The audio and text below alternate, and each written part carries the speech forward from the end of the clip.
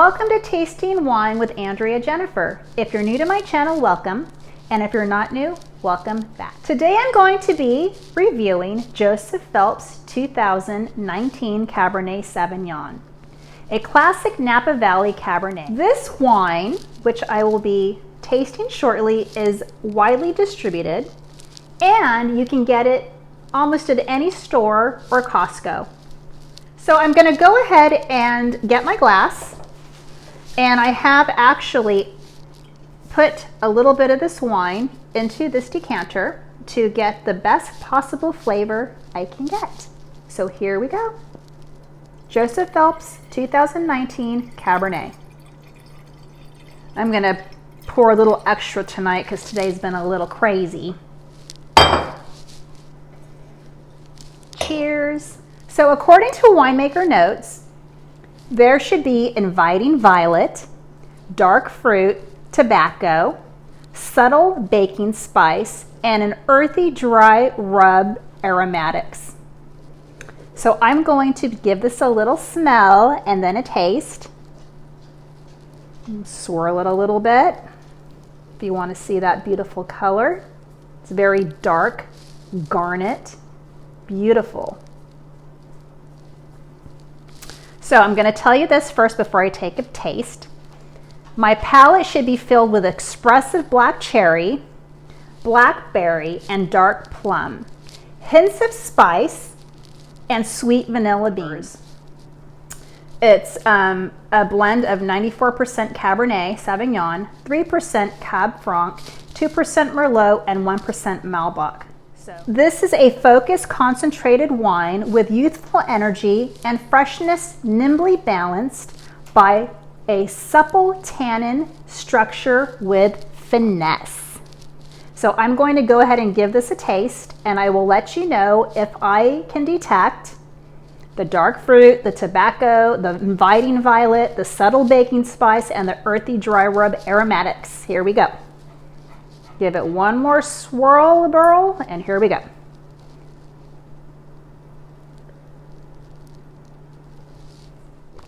I do detect the dark fruit, and I definitely detect tobacco. I don't detect the subtle baking spice though. Let me give this another taste.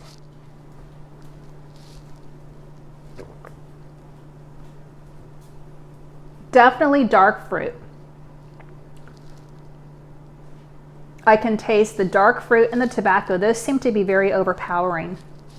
But the nice thing about this wine is it doesn't have a strong alcohol taste when you first take a drink. And it's one of those nice, smooth wines that you're not battling like this gross, overpowering alcohol content right out of the gate.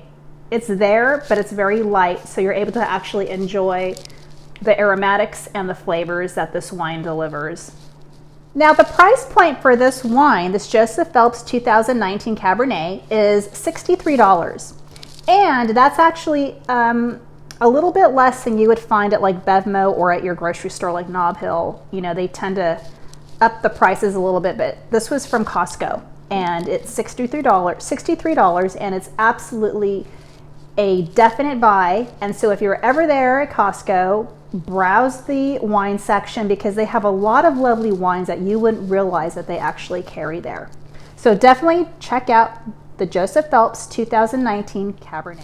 So now you can sit back and relax, and I will now share a little tiny bit of history about this wine called Joseph Phelps 2019 Cabernet Sauvignon. Joe had the kind of attitude we encourage all wine lovers to have. There is no wrong or right when it comes to wine, only instinct.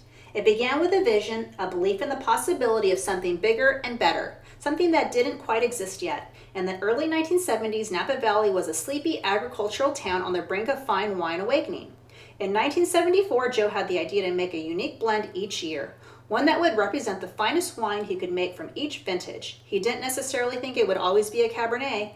His only thought was to make one wine that represented the best of Joseph Phelps vineyards.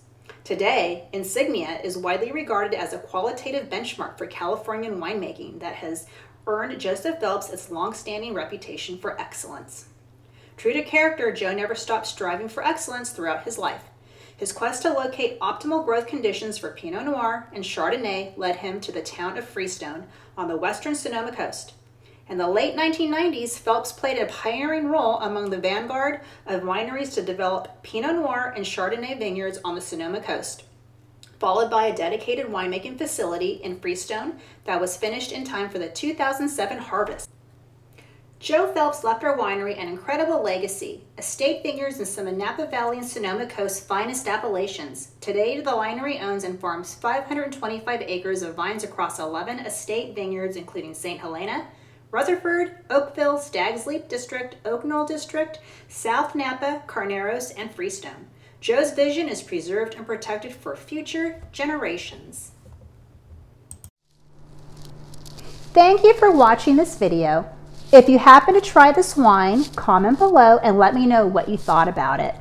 Also, comment below if you have any recommendations of a wine you would like to see me taste and review. You may see the next video on that wine that you recommended. Thanks again, and here's to tasting wine.